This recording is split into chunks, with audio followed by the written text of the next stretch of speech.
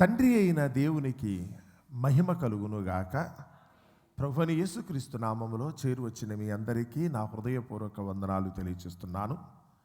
నేటి పాఠ్యాంశముగా కీర్తనల గ్రంథము 119వ అధ్యాయము మొదటి వచనం నుంచి కొన్ని వచనాలు నేను చదువుతున్నాను. కీర్తనల గ్రంథము 119వ అధ్యాయము మొదటి వచనం నుండి. యెహోవా ధర్మశాస్త్రమును అనుసరించి నిర్దోషముగా నడుచుకుని వారు ధన్యులు. ఆయన శాస్త్రములను గైకొనుచు పూర్ణ హృదయముతో ఆయనను వెదుకువారు ధన్యులు. వారు ఆయన మార్గములలో నడుచుకొనుచు ఏ పాపమును చేయరు. నీ ఆజ్ఞలను జాగ్రత్తగా గైకొనవలనని నీవు మాకు ఆజ్ఞాపించి ఉన్నావు. ఆహా, నీ కట్టడలను గైకొనున్నట్లు నా ప్రవర్తన స్థిరపడి ఉండిన ఎంత మేలు. దేవుడు తన పరిశుద్ధ వాక్యమును మన వినికిడిలో దీవించి ఆశీర్వదించునుగాక. ఆమేన్. మరి చదవబడిన ఈ 119వ కీర్తన మరి దావీదు గారు రాసిన రచన. ప్రపంచంలో రాసిన మరి కవితల్లో ఒక విధంగా పద్య కవితలను కనుక అనుకునేటట్టయితే దీనికి ఒక ప్రత్యేకమైన స్థానం ఉంది.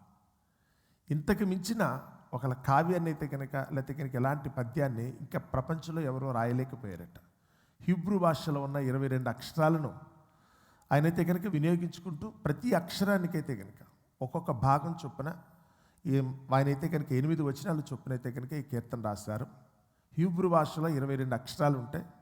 ఆ 22 అక్షరాలకి ఒక్కొక్క దానికి 8 వచనాలు. అదే అక్షరంతో ఆ 8 వచనాలు ప్రారంభమయ్యేటట్టుగా మరి దానికి ఒక ప్రత్యేకత ఉందంట. అంటే హీబ్రూ భాష మనకి తెలియదు కనుక ఇక్కడ మనకి తెలియట్లేదు, కానీ అంత గొప్ప కవిత్వం ఇంకెవ్వరూ కూడా అది రాయలేకపోయారట. ఇది రాయటానికి గల కారణం ఏంటో అనుకున్నప్పుడు దావీదు గారు మొదటి భాగంలోనే చెప్తున్నాడు. దేవుడైతే కనుక మనుషులకైతే ఒక ఆజ్ఞ ఇచ్చాడట. ఆజ్ఞ స్థిరపడితే అంటే నా బ్రతుకులో కనుక దాన్ని నెరవేరిస్తే ఎంత బాగుంటుంది అంటాడు ఆయన. ఆ మాటని మనం చదువుతున్నప్పుడు 4వ వచనం చూడండి. నీ ఆజ్ఞలను జాగ్రత్తగా గైకొనవలనని నీవు మాకు ఆజ్ఞాపించి ఉన్నావు. సృష్టి ప్రారంభంలోనే ఆదాము హవ్వలకు కూడా దేవుడు ఆజ్ఞ ఇచ్చి ఆజ్ఞ చొప్పునైతే కనుక వాళ్ళని ప్రవర్తించమని దేవుడైతే కనుక చక్కగా వాళ్ళకి చెప్పాడు. కానీ దురదృష్టవశాత్తు ఆదాము మొదలుకొని నేటి వరకు ఆలోచిస్తే దేవుడు చెప్పిన ఆజ్ఞలను ఎప్పటికప్పుడు ప్రతి ఒక్కరు కూడా పెడచెవిని పెడుతున్నారే తప్ప ఆయన చెప్పిన మాటలోంచి తొలగిపోతున్నారే కానీ దేవుడు చెప్పింది చెప్పినట్టుగా ఉన్నది ఉన్నట్టుగా ఆచరించే వాళ్ళు ఎవరు లేరు. ఒకవేళ దావీదు కాలం వరకు తర్వాత యేసుప్రభువు వారు వచ్చి ఒక్క ఆయన మాత్రం ప్రపంచంలో మనుషులు ఎవ్వరూ చేయలేని ఆ గొప్ప ఘనమైన కార్యాన్ని అయితే కనుక ఆయన చేశాడు. దేవుని మాటను ఉన్నది ఉన్నట్టుగా నెరవేర్చడం కోసం. యేసుప్రభువు వారి గురించి వచ్చినప్పుడు చాలామందికి అయితే కనుక తక్కువగా తెలిసి తెలియక మాట్లాడతారు. ఆయన ఉన్న వీరుడా, కత్తిపుచ్చుకున్నాడా, కర్ర పట్టుకున్నాడా, ఆయన యుద్ధం చేయలేదు కదా, ఎవరిని గెలవలేదు కదా అని. యేసుప్రభువు వారు ఈ లోకానికి రావటంలో ఆంతర్యం ఏంటంటే కత్తులు పుచ్చుకుని పక్కను కొట్టాడనుకో వేరేవాడు ప్రాణం తీయడానికి ఆయన రాయలా. దేవుడు ఆయనకు అప్పగించిన పని ఏంటంటే దేవుడు చెప్పిన మాటను ఉన్నది ఉన్నట్టుగా నెరవేర్చటం. కుడికి కానీ ఎడమకు కానీ తొలగిపోకుండా ఉన్నది ఉన్నట్టుగా నెరవేర్చి ఒకరికి మనుషులు కనుక మనసు పెడితే వాళ్ళ హృదయం కనుక స్థిరపడితే దేవుడు చెప్పిన మాటను తూచా తప్పకుండా పాటించడానికి అవకాశం ఉంటుంది అన్న సంగతిని ప్రపంచానికి తెలియచేయటం కోసమే యేసు ప్రభువు ఈ లోకానికి వచ్చారు. సృష్టి ప్రారంభం నుంచి కూడా ఆదాము హవ్వలకు కూడా దేవుడు చెప్తే వాళ్ళ ఆజ్ఞను అయితే కనుక ధిక్కరించి వెళ్ళిపోయారు. ఎవరిని అడిగినప్పుడు కూడా ఎందుకు మీరు దేవుని మాటను ధిక్కరించి వెళ్ళిపోతున్నారు, దేవుడు చెప్పిన మాటను ప్రతిదాన్ని మీరైతే కనుక తృణీకరిస్తున్నారు, లేకపోతే కనుక ఆయనను తప్పు పట్టేటట్టుగా ఆయన్ని ఎదిరించేటట్టుగా మీరు చేస్తున్నారు, ఎందుకు ఇలాగని అడిగితే వాళ్ళందరూ ఏ సమాధానం చెప్పారో తెలుసా? సాధ్యము కాదండి. ఈ లోకంలో ఉన్నంతసేపు కూడా దేవుని మాటను ఉన్నది ఉన్నట్టుగా నెరవేర్చడం, ఆయన ఆజ్ఞానుసారంగా జీవించటం అయితే కనుక సాధ్యమయ్యే పని కాదని చెప్పి ప్రతి ఒక్కరూ కూడా అయితే కనుక ఇదే నెపం మోపారు. మన యోబు గ్రంథం చదువుతున్నప్పుడు కూడా అక్కడ మాటలప్పుడు ఆ డిస్కషన్లు అప్పుడైతే కనుక వాళ్ళందరూ అదే మాటలు మాట్లాడారు. ఒకవేళ దేవుడే కనుక మనసు పెట్టి చూస్తే కనుక ప్రతి ఒక్కరిలో కూడా ఏదో ఒక తప్పు ఉండి తీరుతుంది. తప్పు చేయని మానవుడు ఈ ప్రపంచంలో ఎవరు లేరు. ప్రతి ఒక్కరు కూడా తప్పుకు లోనవుతారు. కాబట్టి దేవుడు తప్పు చేశామని మనల్ని శిక్షించటం కరెక్ట్ కాదు.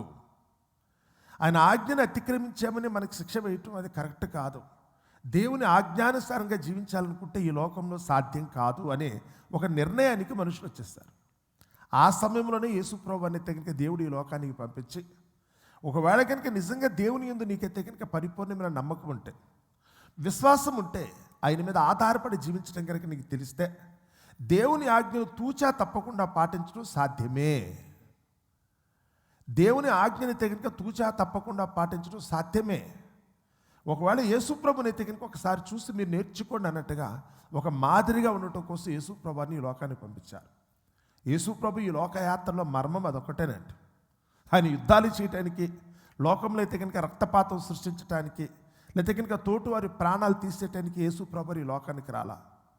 ఇది సినిమాలో హీరోగా ఉండటం కోసం యేసుప్రభు రాలేదండి. ఆయన చెప్పేదల్లా, ఆయన లోకానికి వచ్చి మనకి నేర్పిందల్లా ఒకటే. నువ్వు నిజంగా కనుక ఒక దేవుని మీద పరిపూర్ణమైన నమ్మకంతో ఆయన ఆనుకుని జీవిస్తే, దేవుడు చెప్పినట్టుగా యథార్థంగా బ్రతకటం నీకు సాధ్యమవుతుంది. నువ్వు దేవుని అయితే కనుక నిజంగా పూర్తిగా పరిపూర్ణంగా నమ్మటం నీకు సాధ్యమవుతుంది. నిజంగా నీ నోటి వెంట ఏ రోజు కూడా అయితే కనుక అబద్ధం రాకుండా నిజం రావటం సాధ్యమవుతుంది. కుదరదు అని అంటున్నారు. అబద్ధం ఆడకుండా బ్రతకలేమని లోకంలో చాలామంది చెప్తున్నారు, అబద్ధికులుగా మారిపోతున్నారు. కానీ నిజంగా నువ్వు దేవుని మీద కనుక నమ్మకం పెట్టుకుని ఆధారపడి జీవిస్తే నువ్వు అబద్ధం చెప్పాల్సిన అవసరం రాదు అనేదే యేసు ప్రభు చెప్తున్న మాట. ఆయన చూపించింది అయితే కనుక అదేనంట.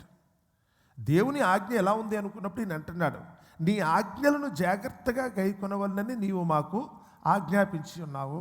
ఆది కాలం నుంచి కూడా అదే చెప్తున్నావు. ఈరోజు నీకు నాకు కూడా అదే చెప్తున్నాడు. ఆయన కట్టడలను అనుసరించి మీరు నడుచుకోండి. ఆయన కట్టడలను అనుసరించి నడుచుకోండి. ఎందుకు అనే కొన్ని మీరు ఆలోచన వస్తే ఆలోచించండి, మీకే అర్థమైపోద్ది. ప్రభువా, నేను దుష్టులతో ఎందుకు కలవకూడదు, పాపుల మార్గమును ఎందుకు నిలవకూడదు, అపాసకులతో కలిసి నేను ఎందుకు కూర్చుని మాట్లాడుకోకూడదు అని అంటున్నాం. ఒకవేళ నీ కనుక ఆలోచన వస్తే కనుక ఎందుకు దుష్టులతో కలవకూడదు ఒకసారి కూర్చుని చరిత్ర అంతా ఒకసారి ఆలోచించి నీకున్న అనుభవాలను ఒకసారి కనుక నువ్వు మననం చేసుకుంటే, దుష్టులతో కలిస్తే చివరికి నా ప్రవర్తన కూడా చెడిపోద్ది అనే సంగతి నీకే తెలిసిపోద్ది. దుష్ట సాంగత్యము మంచి నడవడిని చెడుపును కదా. సో దుష్టులతో కలిస్తే నువ్వు చెడిపోతావు. అందుకని నేను దుష్టుల దగ్గరికి వెళ్ళొద్దని చెప్తున్నాడు. నువ్వు పాపులను చూస్తూ ఉంటే కనుక ఏదో ఒక రోజు నువ్వు కూడా ఆ పాపమే చేస్తావు. అందుకనే వెళ్ళొద్దని చెప్తున్నాడు. నువ్వు అపహాసకులతో కూర్చుంటే కనుక వారు మాట్లాడే మాటల్లో నువ్వు కూడా పాలు పంపులు పొందితే చివరికి నువ్వు కూడా అపహాసకుడిగా మారిపోతావు.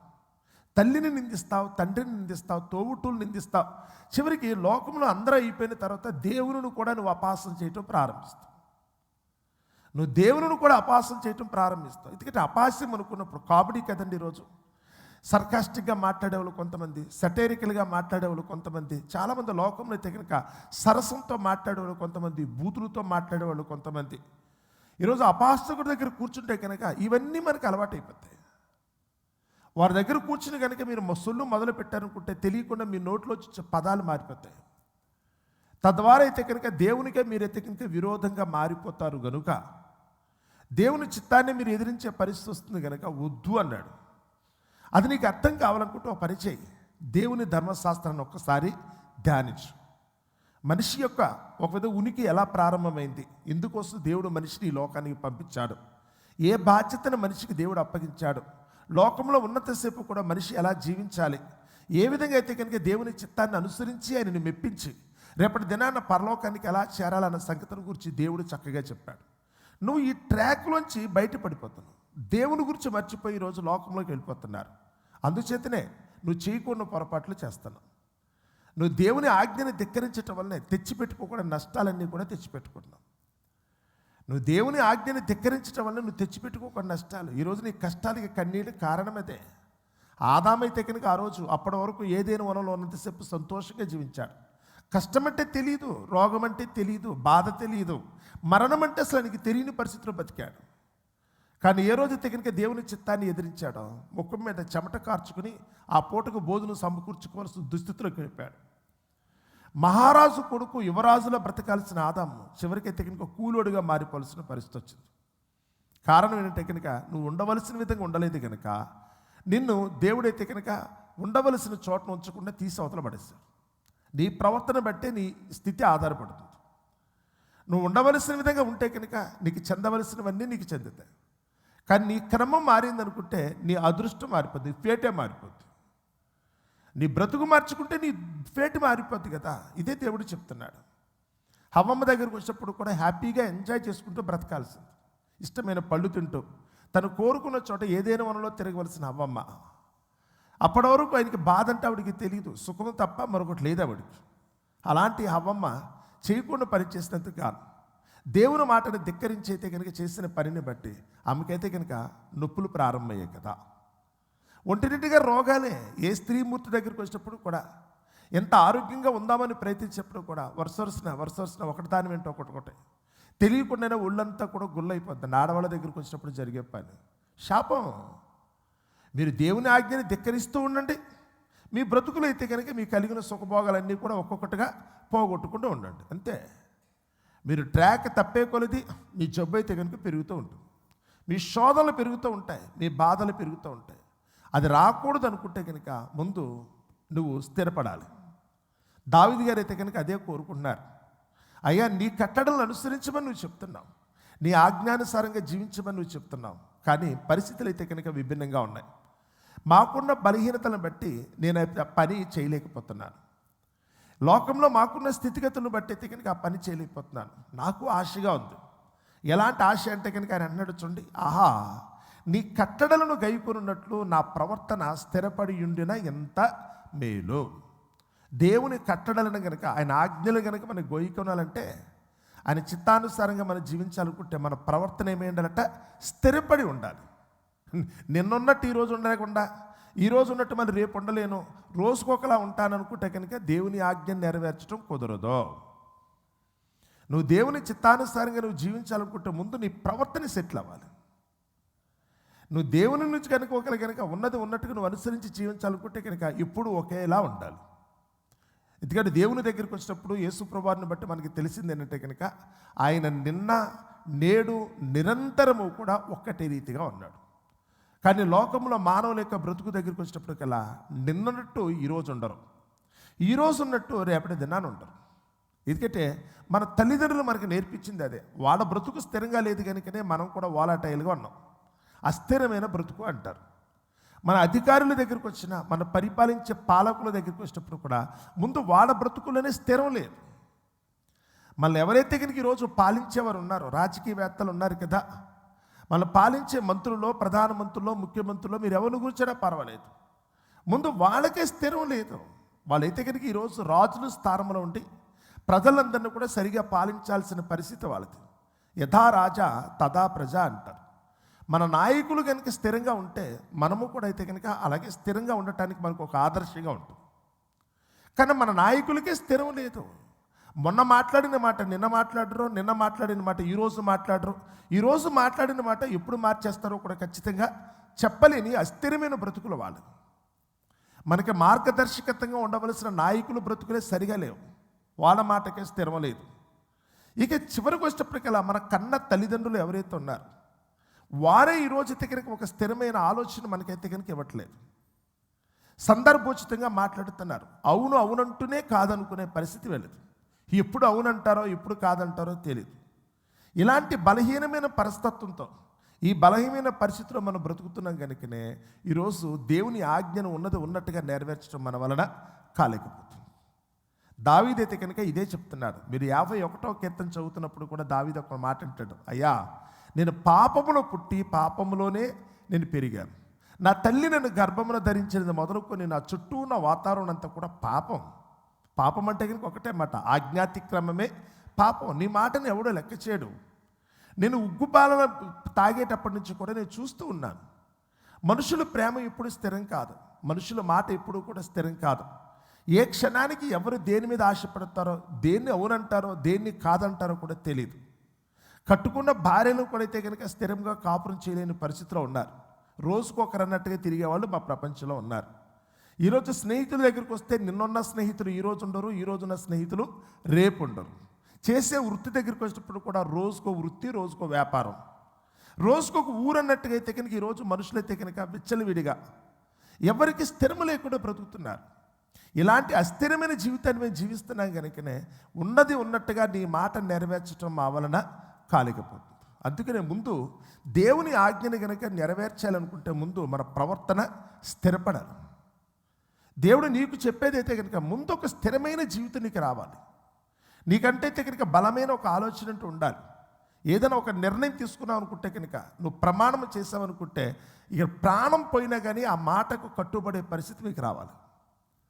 15వ కీర్తనలో అయితే కనుక దావీదు గారు చెప్తున్నారు, ఎవరైతే కనుక దేవుని యందు భయభక్తులు కలిగి దేవుని చిత్తాన్ని అనుసరించాలని ఎవరైతే కోరుకుంటారో వారు ప్రమాణము చేయగా నష్టము కలిగిన మాట తప్పడు. నేను మాట ఇచ్చాను కనుక ప్రాణం పోయినప్పుడు కూడా మాటకు నిలబడతాను అనుకునేటట్టు ఉండాలి.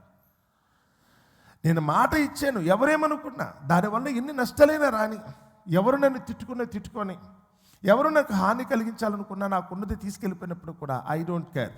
నేను మాట ఇచ్చాను, నేను ఇలా ఉండాలనుకున్నాను, ఇలాగే ఉంటాను, నేను ఇలాగే కట్టుబడతాను. కానీ ఈ ప్రమాణం ఈరోజు లోకంలో లేదండి. అదే ఇక్కడ చిత్రం.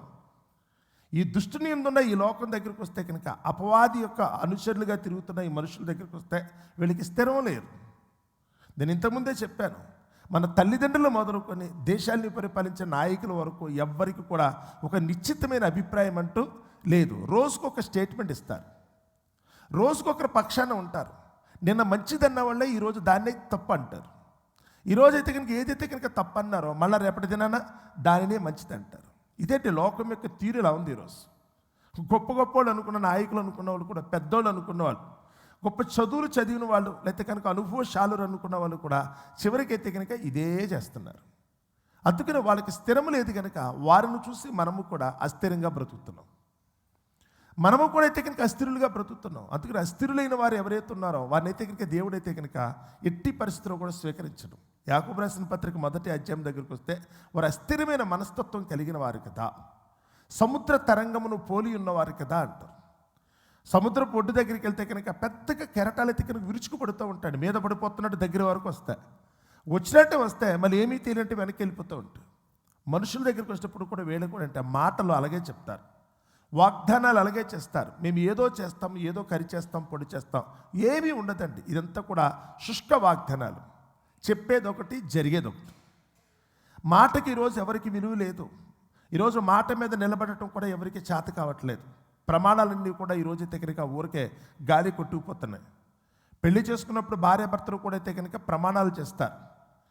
పెళ్లి చేసుకున్నప్పుడు అయితే కనుక అందరి సమక్షంలో కూడా దేవుని ముందు కూడా ప్రమాణాలు చేస్తారు. కానీ కొన్ని రోజులు గడిచేటప్పటికల్లా భార్యాభర్తలు కలిసి కాపురం చేయవలసిన వాళ్ళే ఆ ప్రమాణాలు మర్చిపోతారు. బిడ్డలను కనుక్కున్నప్పుడు తల్లిదండ్రులు కూడా అయితే కనుక బిడ్డలతో ప్రమాణం చేస్తారు, నేను ఎప్పటికీ విడిచిపెట్టున్నాను, ఇంత ప్రేమగానే చూసుకుంటామని. కొన్ని రోజులు పోయిన తర్వాత వాళ్ళే ఇంట్లోంచి బయటికి పంపించే పరిస్థితి వస్తుంది. అన్నదమ్ముల దగ్గరికి వచ్చిన, అక్క చెల్లెల దగ్గరికి వచ్చిన, మీరు స్నేహితులు అనుకున్నా, బంధుమిత్రులు అనుకున్నా, నిన్న చెప్పిన మాటకి ఈరోజు చెప్పిన మాటకి ఎక్కడా కూడా పొంతన లేదు. వీళ్ళ ప్రవర్తన అస్థిరమైన ప్రవర్తన. అందుచేతనే ఇలా అస్థిరంగా ఉంటున్నాము కనుకనే మనం దేవుని చిత్తాన్ని నెరవేర్చడం సాధ్యం కావట్లేదు. మన దేవుని చిత్తాన్ని ఉన్నట్టుగా నెరవేర్చాలనుకుంటే ముందు మన ప్రవర్తన స్థిరపడి ఉండాలి. ఇదే దావీదు గారి దగ్గర చెప్తున్నాడు. నీవేమో చెప్తున్నావు ప్రభువా, నువ్వు చెప్పిన ఆజ్ఞానుసారంగా మేము జీవించాలనే కోరుకుంటున్నాం. చూస్తూ నరకానికి వెళ్ళాలని మేము మాత్రం ఎందుకు అనుకుంటాం? చూస్తూ దేవునికి విరోధంగా ఉండాలని ఎవరు కోరుకుంటారు? అందరూ కూడా దేవుని చిత్తానికి తగినట్టుగానే ఉండి ఆయన కృపను పొందాలని అనుకుంటున్నాం. కానీ ఎక్కడ నీ ఇష్ట ప్రకారం జీవించడానికి తగినట్టుగా ఈరోజు పరిస్థితులు అనుకూలించట్లా. చుట్టూ ఉన్న ప్రపంచమంతా కూడా పాపంతో నిండిపోయింది. చుట్టూ ఉన్న ప్రపంచమంతా కూడా మోసముతోనూ, అబద్ధముతోనూ, దుర్మార్గంతో నిండిపోయింది. ఎవరు ఎప్పుడు ఎలా మాట్లాడతారో తెలియదు, ఎవరికి ఇప్పుడు ఏది నచ్చుతుందో తెలియదు.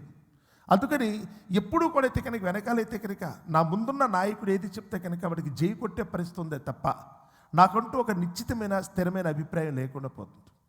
అందుచేతనే ఇలాంటి దుస్థితిలో నీ చిత్తాన్ని నెరవేర్చలేకపోతున్నాము కనుక ముందు నా ప్రవర్తన స్థిరపడి మనుషులను కాకుండా నిన్ను చూస్తూ బ్రతకగలిగే అవకాశం నాకు కలిగితే మంచిది కదా అన్నాడు. దావీదు గారు చేసిన ఈ ప్రార్థన బట్టి 1000 సంవత్సరాల తర్వాత పరలోకమందున దేవుడు యేసుప్రభునైతే ఈ లోకానికి రాజుగా పంపించాడు. యేసుప్రభునైతే కనుక ఆయన రాజుగా పంపించాడు. ఇక నుంచి లోకంలో నాయకులను చూసి మీరు మాట్లాడకండి, లోకంలో అధికారులను బట్టి మీరు మాట్లాడకండి, లోకంలో మీ మంత్రులు ప్రధానమంత్రులు చూసి మాట్లాడకండి. వాళ్ళంటూ స్థిరమైన వాళ్ళు కాదు, ఎప్పుడు ఏం మాట్లాడతారో తెలియక ఏలుబడిలో ఉన్న ప్రజలను కూడా మోసం చేస్తారు. అందుకని వారిని కాకుండా మీరు యేసును చూడండి. ప్రమాణానికి కట్టుబడి చివరికి చావడానికి కూడా సిద్ధపడ్డాడు ఆయన. ఇచ్చిన మాట కట్టుబడి తన ప్రాణం పోగొట్టుకోవడానికి కూడా సిద్ధపడ్డాడు. కాబట్టి ఈ యేసుని మీరు చూసి ఆయనైతే కనుక మీరైతే కనుక ఆదర్శంగా తీసుకొని ఆ విశ్వాసమునకు కర్త దాన్ని కొనసాగించేవాడని యేసు వైపు చూస్తూ దేవుని చిత్తానికి తగినట్టుగా మీరు బ్రతకండి. యేసు ప్రభు ఈ లోకానికి వచ్చిన పర్పస్ అదేనండి. ఎవరిని నమ్మలేని పరిస్థితిలో ఉన్న మనం అదే యేసు ప్రభు మాట ఇస్తే కనుక ఆ మాట కట్టుబడి చివరికి తన ప్రాణాన్ని ఇవ్వడానికి కూడా ఎలాగైతే సిద్ధపడ్డాడో మీరు కూడా ఆ ప్రాణం పోయినా పర్వాలేదు, కానీ ఆ ప్రమాణానికి కట్టుబడి మీరు జీవించిన రోజున దేవుని దృష్టిలో మీరు నీతిమంతులు అవుతారు. మీరు దేవుని దృష్టిలో అయితే కనుక ఆయన ప్రమాణాన్ని నెరవేర్చిన రోజున ఆయనకి ఇష్టలుగా మీరు మారుతారు. ఎప్పుడైతే కనుక దేవునికి ఇష్టలుగా మీరు ఉన్నారో రేపటి దినాన క్షేమంగా ఆ దేవుని సన్నిధిలో మీకు చోటు తక్కుతుందనేదే ఇక్కడైతే కనుక చెప్పబడుతున్న మాట.